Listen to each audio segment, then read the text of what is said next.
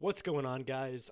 In today's video, I am doing some Monday motivation, and I'm actually pretty excited about this. It's a little bit more of a free-form video as well.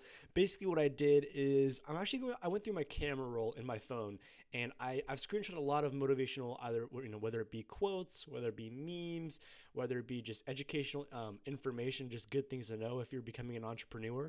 And I really want to share these with you because it really helped me in my journey, and I'm just kind of hoping that this helps somebody as well.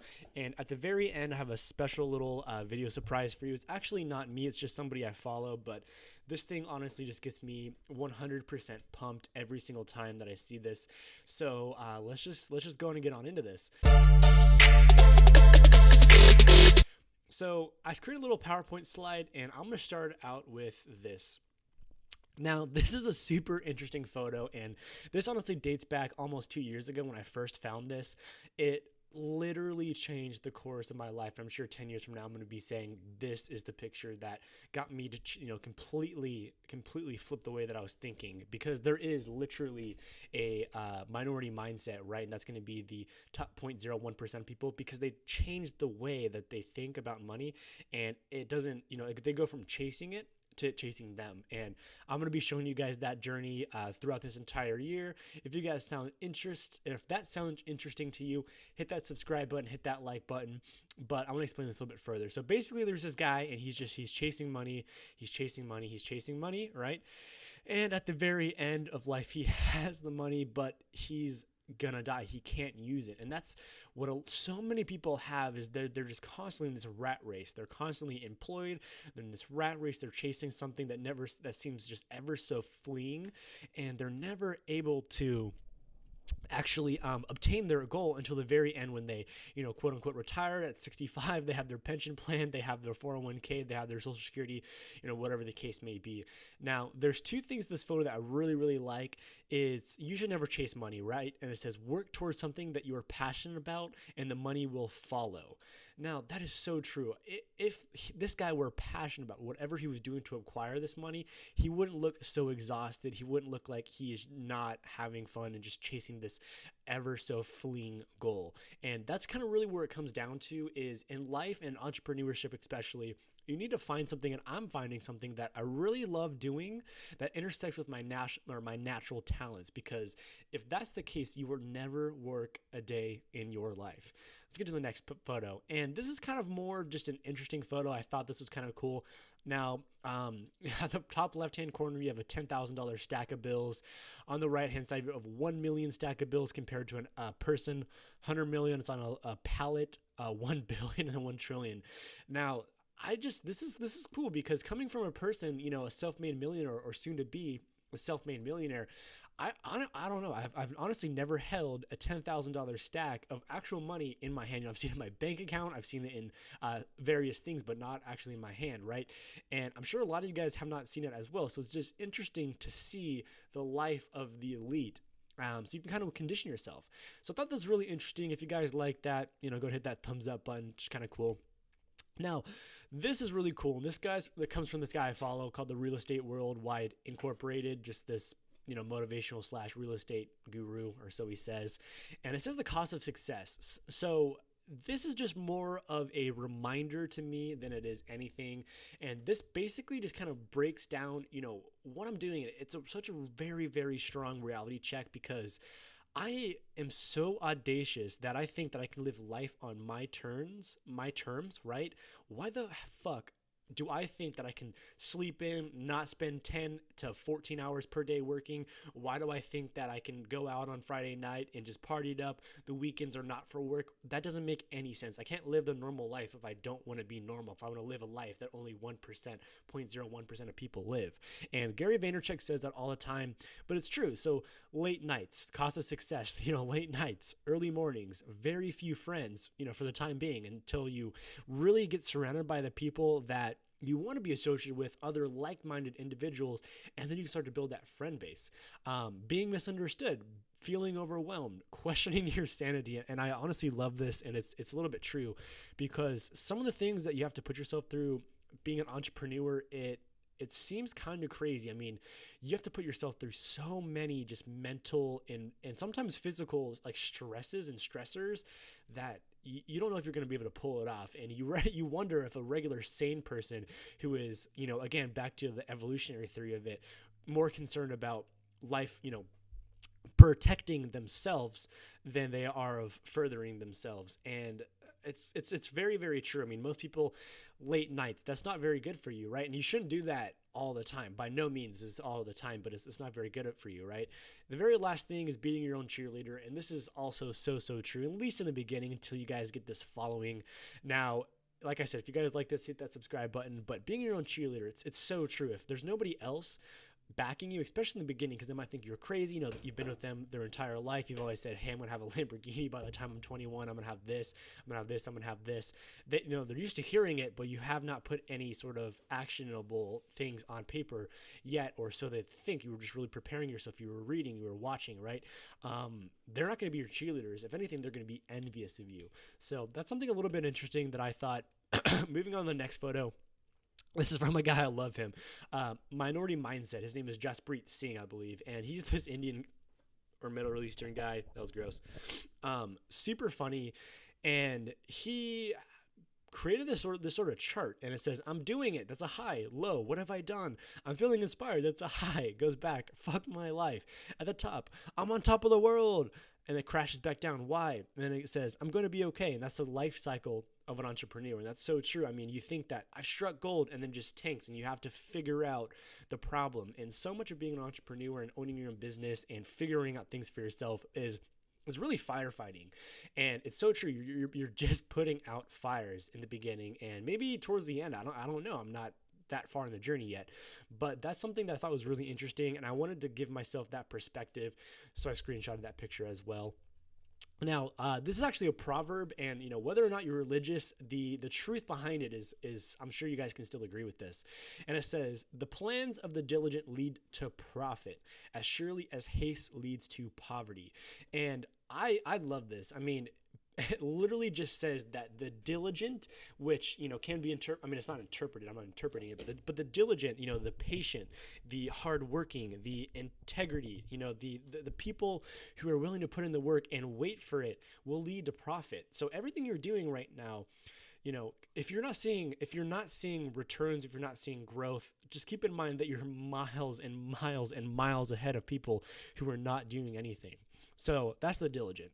As surely as haste leads to poverty. And I love that as well, because haste, that's the thing of get rich quick, right? There is no such thing as get rich quick. And if you do get rich quick, like you are a trust fund baby or you win the lottery, that is ever so fleeing. How many people have won the lottery, just lose it all because they don't deserve it? Money goes to people who deserve it, who brings value to somebody else. And if you don't know how to use money, you've never seen money, then you're just going to spend, and it's going to be gone. Okay. So you really need to build up the core values. And I'm really trying to just build up the core foundation of, basically speaking the language of money. That sounds weird. In order to grow upon that, because I need that foundation, because if I just got $100 million right now, I wouldn't know what to do with it. I mean, I have, a very strong idea and I'm a lot more prepared than most people, but say if it was in a business, right? I don't have a business that's made over $150,000 in 1 year yet, right? This year I will be. However, I have not yet. So $100 million, what am I going to do? It's not really linear either, but it's this progression. It is going up, hopefully, in a positive incline, but it's something that you really need to think about, just the foundation. Now, here's another Proverbs. I really love this book. Just read it. If you guys, you don't have to, but it's fantastic. Look at this, verse 17. Whoever loves pleasure will become poor. Whoever loves wine and olive oil will never be rich. And this comes down to pleasing the flesh over pleasing what you're actually going to obtain. And Ray Dalio has this amazing quote. I love this. And he says, seek second order consequences, not first. And let me kind of explain. So first order consequences, what they are essentially is what happens to you first is I'm tired. What will please me is going to bed instead of doing the work and producing the result, which the second order consequence would be if I produce this result, it's going to get me, whatever my end goal is, a better relationship, a better life, a better physique, more money in my bank account.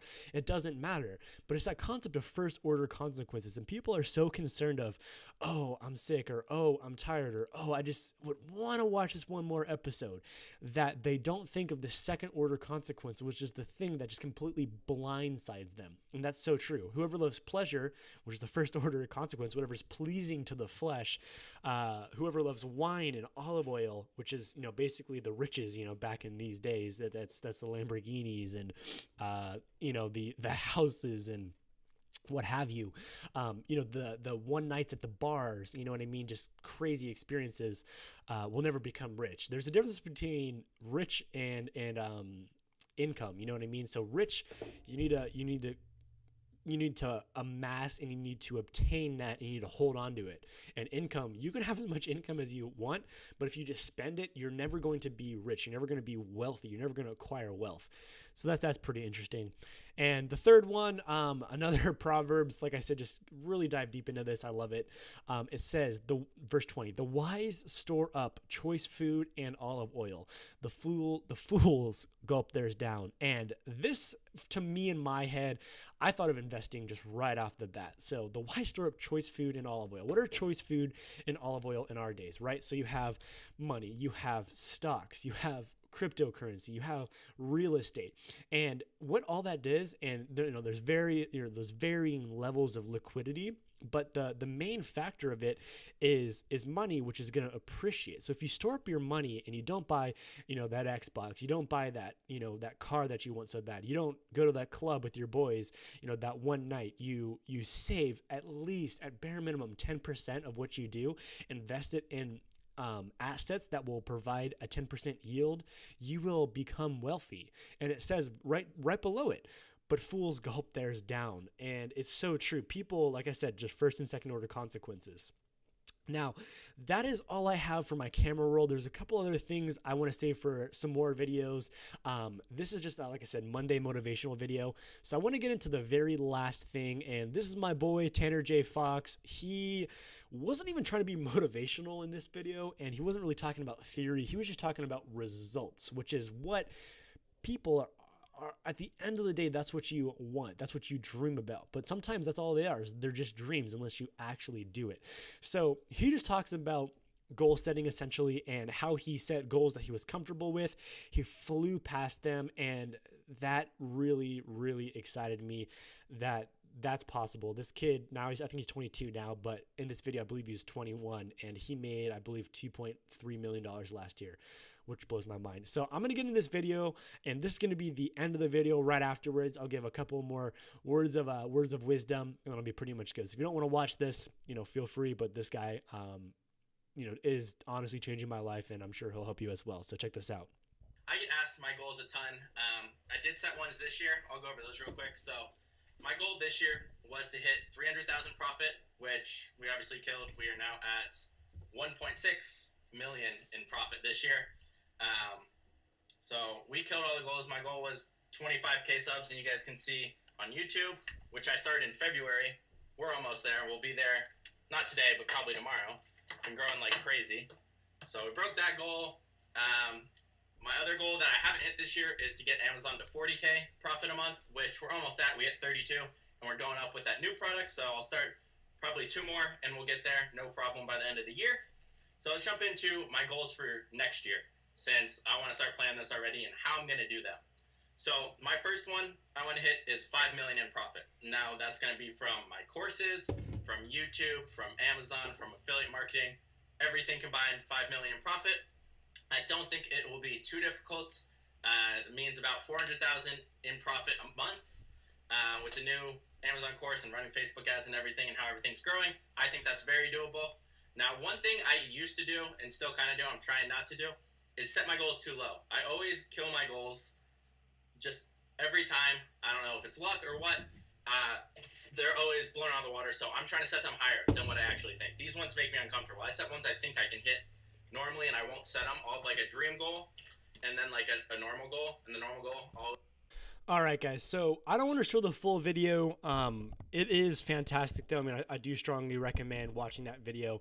But the underlying principle, and what I really got out of that video was that this is a lot easier than you think, as long as you put in the work. And he actually said that he only works 2 to 4 hours per day, which just literally blew my mind. And I honestly want to work more. I enjoy this, but that's all it took for him to make that much money, to become that successful, to live the life of his dreams. And it's crazy because, when you first start whatever you're starting, in my instance, this would be YouTube, right? I've only been doing this for about 2.5 weeks now. I only have, at the time of this recording, 16 subscribers. If you're watching, definitely subscribe. But he said that he had 24,000 at the time of that video, right? So that's a lot. I mean, I'm not going to say that. I'm not taking that away from him, right? And I don't even know why I said that, because I'm only saying good things. But he, at the very end of this year, he said that his goal was to hit, I believe, like 50,000. He has 80,000 subscribers now. And that was only in like 6 months or something crazy like that. So results happen faster than you think. And that's just my thing, is whatever it is you want to do. If you want to become a soccer coach, if you want to start investing, if you want to start learning how to invest in cryptocurrency, if you want to start a Shopify store, if you want to do whatever, just devote a specific amount of time each and every day. And that's all that it takes. Just go ahead and start. You will not regret this. Fail early and fail often, because failure is not failure unless you give up. It's been Ben. Thank you.